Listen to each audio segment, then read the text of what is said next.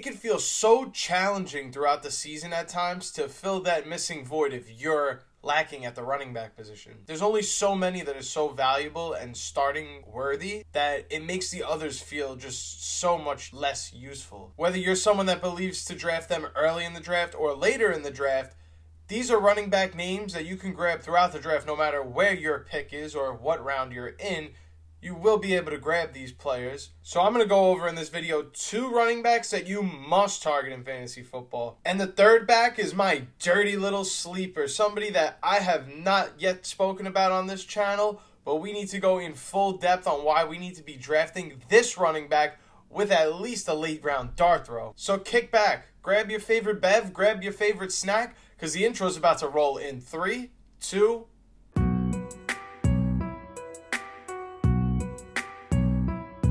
The first player on this list that we must be drafting in 2025 is a repeat name of last year's, and that's Chuba Hubbard, who's the RB16 currently right now on Underdog. Chuba will see plenty of volume as there's no real backfield competition to him in this Carolina Panthers offense. Makes Chuba Hubbard a value at this point in your draft. If you are a day one sub from 2024, and if you're not a sub at all, definitely make sure you subscribe because I've been putting people on game for years now on this channel. Chuba Hubbard, as I said, would be a good fantasy starter in 2024 for the first few weeks until Jonathan Brooks came back.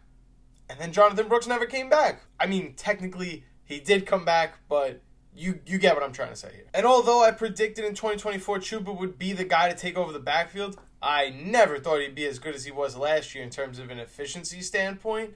And even if he can just stay right over 4 yards a carry, he doesn't even need to necessarily repeat 2024's performance. Where you're drafting him at RB16, he should definitely be able to smash that value. And I absolutely love the idea of drafting him where he's going right now in fantasy. Of course, versus 2024 and 2025, it's a much different price tag that it costs in terms of ADP. But again, he's the only guy in this Carolina backfield other than Rico Dowdle, and I just believe that he's going to be the starter again and run away with this job. If we expect the Carolina Panthers offense to even be remotely better than what they were last year, which was pretty awful until the last 6-7 games of the season, we could expect Chuba Hubbard to be just as good as he was a year ago. This next player is not a sexy name by any means.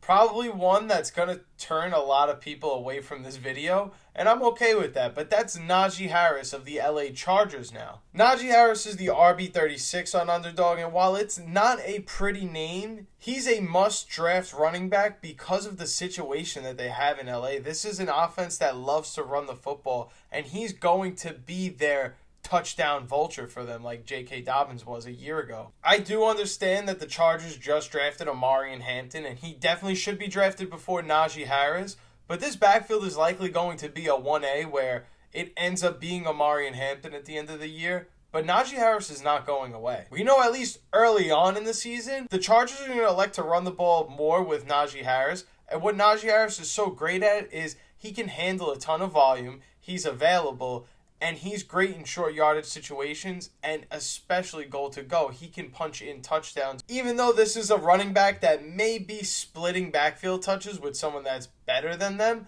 given that there's more room for opportunities and touchdowns for Najee Harris, this makes where he is a back-end RB3 at RB36 feel like I'm getting a much better value than what's priced. Najee is available.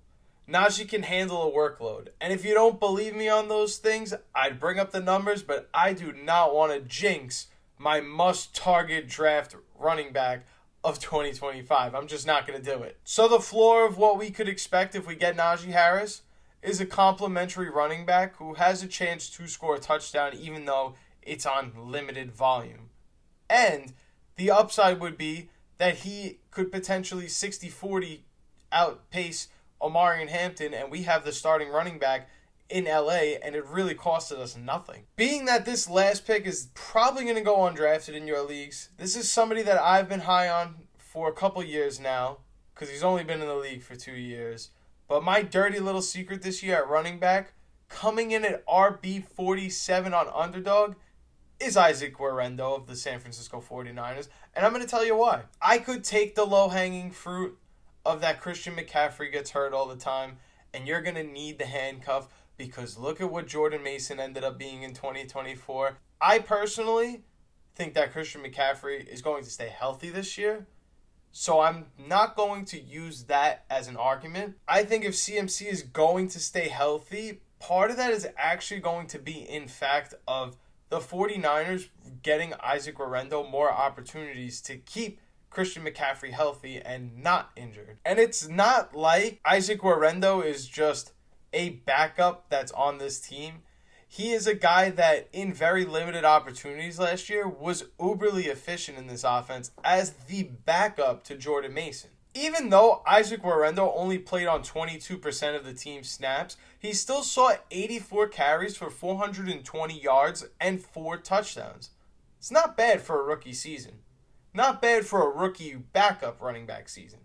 And his speed was on display as, even though he didn't have that many carries, less than 100 the entire year, it's a small sample size, he was still over 5 yards a carry on those touches, which is very efficient. Maybe he won't stay at 5.0 or better in 2025, but if he stayed over 4.0 yards per carry, that would put him above league average, which would make it where the 49ers have to play him at some point. Maybe not be the starter, but at least let him play on 30-40% of these snaps. And another thing that helps the Isaac Guerendo pick is that we've seen so many different running backs from Elijah Mitchell, Jordan Mason. The list goes on in recent years of 49ers running backs that just get plugged right in and are super effective. And somebody like Isaac Guerendo is super effective in this system, and his speed definitely helps him and provides an element that the other running backs on this roster may not be able to provide behind Christian McCaffrey. That's going to wrap it up for this one. Those are my 3 running backs,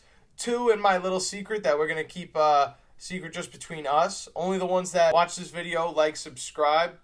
You guys can share that information out with your friends. Otherwise, you got to keep that secret. Those are just the rules. But yeah, thank you guys so much for watching this video. I truly appreciate it. If you like this video, make sure you leave me a like. I would truly appreciate that. If you're new here, make sure you subscribe so you can tell all your friends about Isaac Guerendo.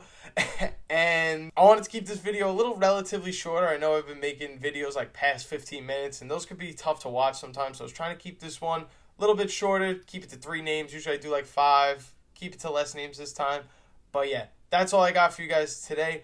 Thank you guys so much for watching. My name is Turtle. This is Outlier Fantasy, and I will see you in the next video.